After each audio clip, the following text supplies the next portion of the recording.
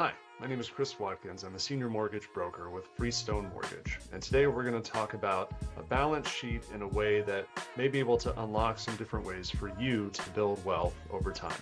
So my wife and I sit down once a quarter with our financial planner and walk through something very similar to the tool that I'm about to show you. And we talk through the things that are changing, about where we're going, plans that we have, things that we might be able to do to help maximize the return on the money that we already have. And this is some of the most valuable time that we have each year in terms of maximizing our net worth. So yeah, the value of these meetings can't be understated. I always encourage people to get themselves the help of a financial planner, a financial professional.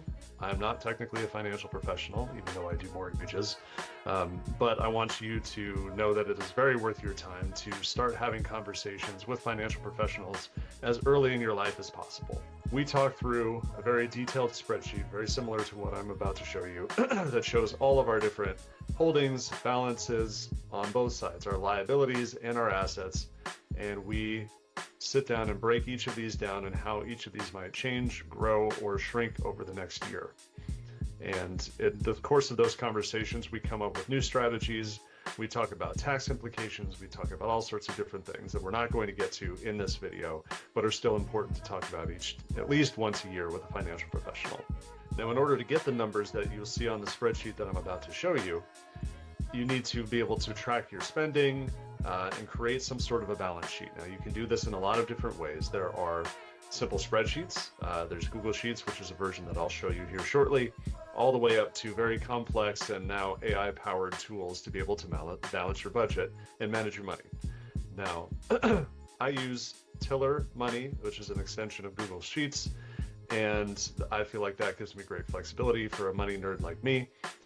Whatever you do, please avoid using Rocket Money. That is really just a lead funnel for all of their loan products. So they're giving it to you for free to be able to make money off you down the road. So avoid using Rocket Money.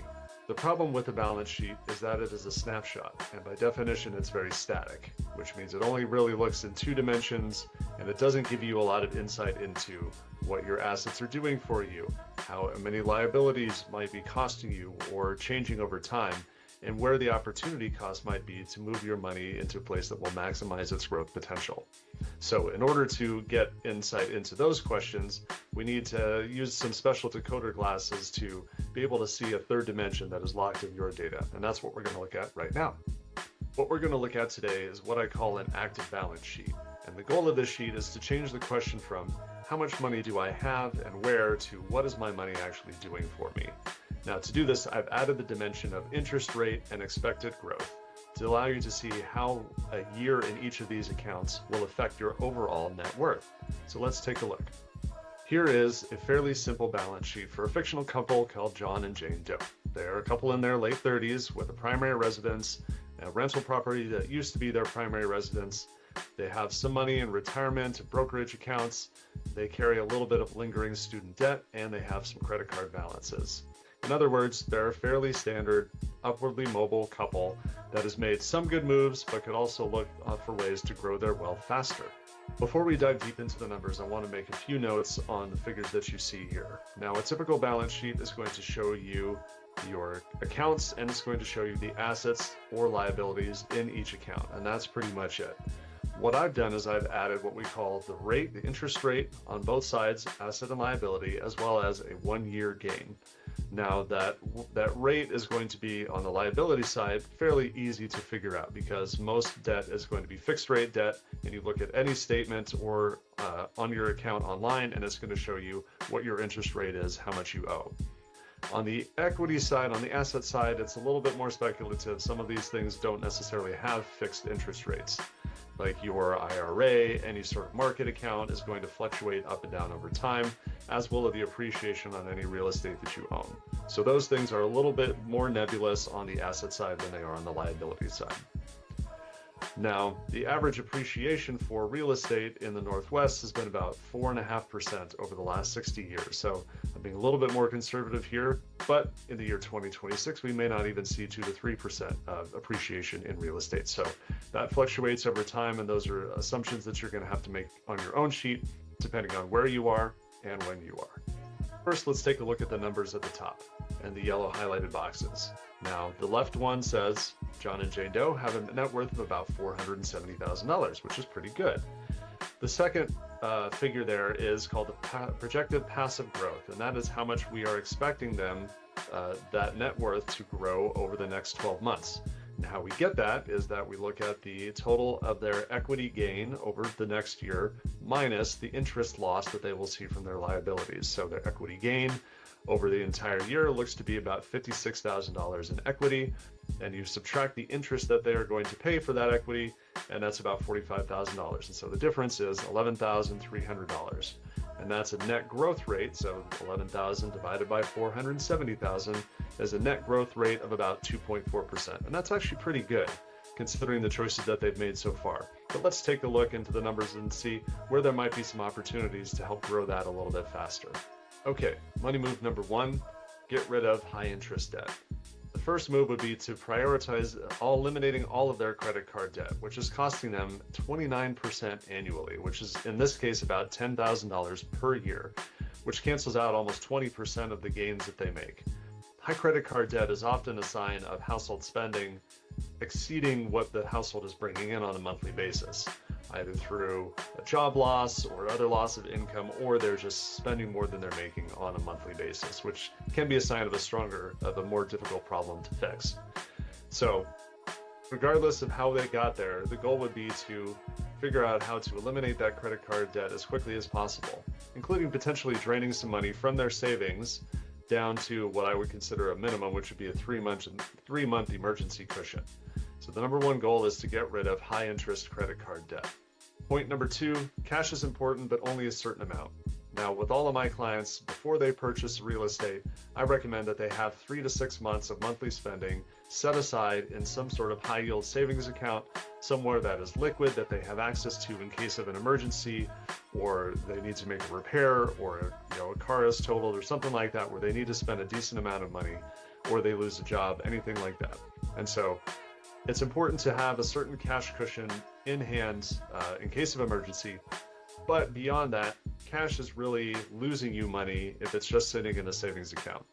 With our average inflation being around 3% annually, any money that is earning you less than 3% is actually going backwards on an annual basis. So once you have paid that credit card debt down, step number two would be to build up that emergency savings, and then beyond that, move any excess money into an account that is going to earn you well more than inflation. Point number three, size matters. Now, your net worth is driven more by the size of your assets than the rate that they are earning on an annual basis. For the Does here, their brokerage account earns about 9% interest per year, which is pretty good. The investment property that they own is appreciating at about 4% annually, but in real returns, the investment property is double than the brokerage account because it has a value of $450,000 rather than the $100,000 value of their brokerage account. And even that 4% amount is a little bit misleading. While the market will push the top line value of that investment property, that $450,000, will push it up at 4% annually, the Does bought this house with a mortgage, as you can see on the liability side, which means that they have a loan balance of $300,000 on that same $450,000 property. That means they have equity in that property of about $150,000.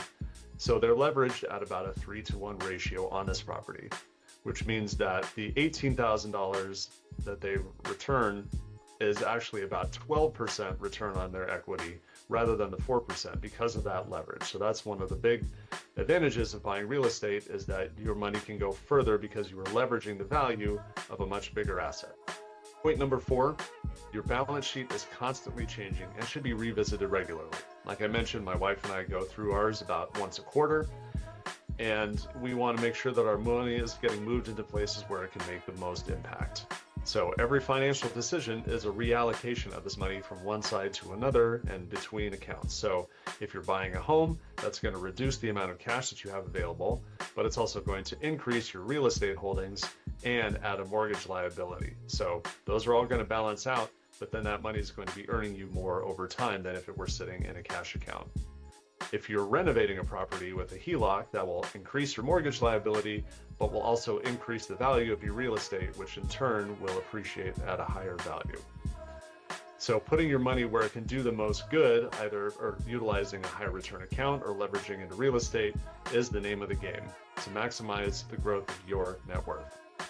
Point number 5, compounding works on both sides. So over time, the assets are going to appreciate, they're going to go up, while the associated debts decrease as you pay them down. So that's going to happen at an accelerating rate over time. So the longer that flywheel turns, the more momentum it builds, and the equity can be harvested to acquire more or bigger assets. But negative decisions can compound too. If high interest debt is poorly used or cash isn't working efficiently, then the opportunity cost can add up over time too. Now, I do want to make a caveat to all of this conversation. One big constraint to building wealth with this mindset is liquidity. You cannot eat your house. You can't eat your bank account. You can't eat your assets. So making sure that you have enough liquid assets to handle a sort of downturn or emergency or a project running along is really important. If you don't have that spare cash to buffet any sort of negative events, you're going to be in a real fragile state, and you may have to sell assets in order to be able to afford rent or afford food, whatever it might be. It's important also to increase your liquidity as your portfolio grows, because the cost of selling at that point might be even higher. So you need to have a lot of resiliency, because selling assets in a panic state or when you need cash now will lead to losing out on a lot of that hard-earned, hard-fought interest if you hit a point where all is not right with the world. So make sure to keep holding on to some sort of cash as you grow, or money in an account that allows you liquid access to that money whenever you need it. I hope this exercise has been helpful and gives you some ideas and tools to think through your own balance sheet and your own situation to help maximize your net worth. In the link below, I'm including a copy of the active balance sheet that we just went through, so you can plug your own numbers in and find hopefully some opportunities for you to move forward as well. Now, I'd love to be able to help talk through that. If you have any questions, feel free to reach out to me. Thanks for watching this video, and I hope it helps.